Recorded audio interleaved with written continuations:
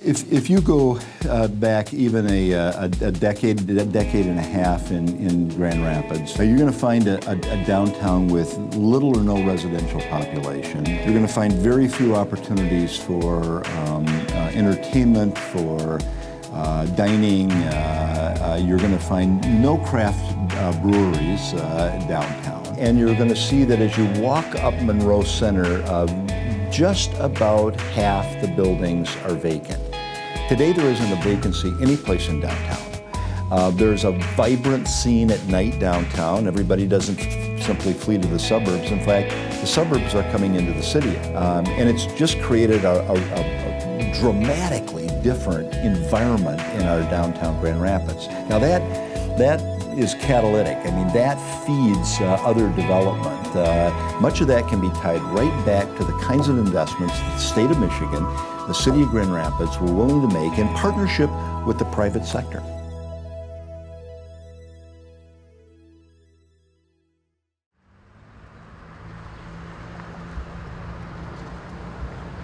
Fulton Place project, I think, brings together a lot of really important elements in the Grand Valley University campus. When we have students who want to be downtown but don't have access to high-quality housing, and we're losing them to the suburbs, it's much harder to bring them back downtown after they've started to get acclimated to another neighborhood. And so if during their student experience we can encourage them to live downtown, find high quality housing options that are also affordable, when they graduate from college, they're much more likely to stay in the neighborhood, to stay in the downtown, to consider Grand Rapids their home, and to really understand the benefits of that urban environment and contributing back to the community over the long term. The Fulton Place project is really a piece of a puzzle. We're sitting at the Rockford Construction corporate headquarters, which is also on the west side of Grand Rapids. We really see this as the next great expansion of the Grand Rapids Central Business District, and we really see trying to create places to attract young talent. One of the misconceptions about MEDC support for projects is who really benefits from that support. To the extent that the overall cost of the project is lowered by MEDC involvement, that savings gets passed on. So in this situation, the people that are really going to get the benefit of the help that the MEDC is affording us are students at Grand Valley. And I think that gets lost a lot of times in the translation here and some of the rhetoric that goes on. And we feel really good about that, and we really think it's a huge positive, and again, another win-win that the MEDC is bringing forward.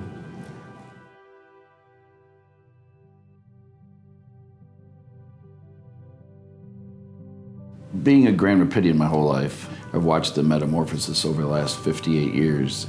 So our downtown now is focusing itself back on being a really great mixed-use community of work, of live, of play, of entertainment. And the transition from old buildings and new buildings, combining places to live, work, and play, got big transitions happening. Arena Place is really one of the first steps towards reimagining and redeveloping what that Arena South District is going to look like over the next 10 or 15 years. So there will be ground floor retail, office space, parking contained on the site, and then a fair amount of residential units on the property. The project would not have happened without the MEDC. You just can't. It's not a gift, it's just a forward confidence of our own property taxes working back in conjunction with the state. But it is, our state really understood what to do here.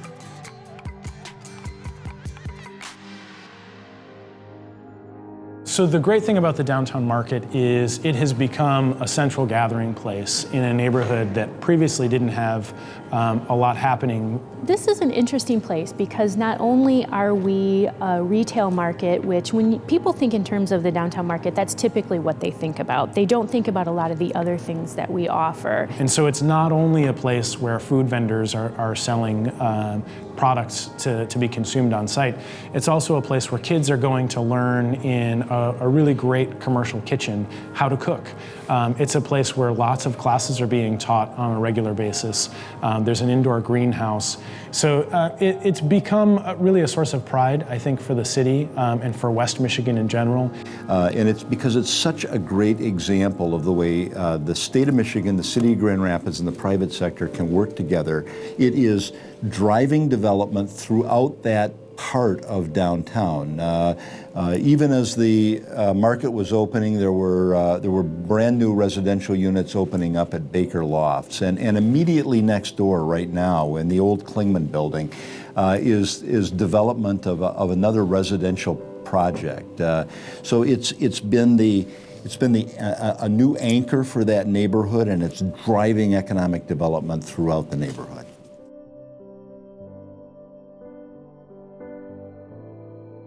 You know, we love Grand Rapids. It's Beer City, USA, so I like to think we were a big part of it. I remember having conversations about should we look to even outside of Grand Rapids, because there was legitimately, financially it made a lot of sense to maybe not build a 1 million barrel brewery on a city block. You know, it's these efforts, it's grants like this that allow businesses like ours to make sense of staying within the city and seeing all of our, you know, the state cities continue to blossom and continue to grow. That foundation is critical to any success of a city, and I think, you know, when you have states that support it in the way that our state does, it helps really enhance and grow, you know, what we're trying to do.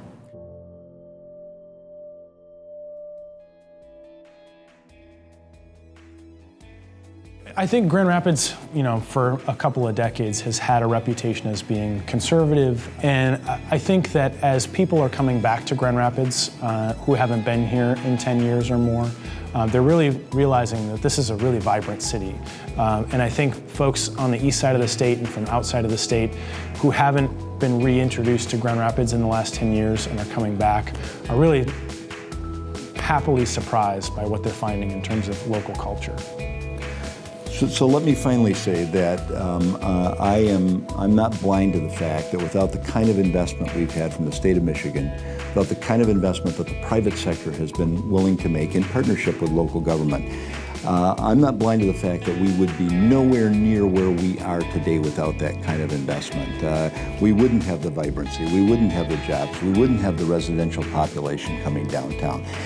The whole package has come together for us very fortuitously and with a lot of planning and hard work because the state of Michigan was willing to step up, because the private sector was willing to invest in this city, and because local government was there to walk with both.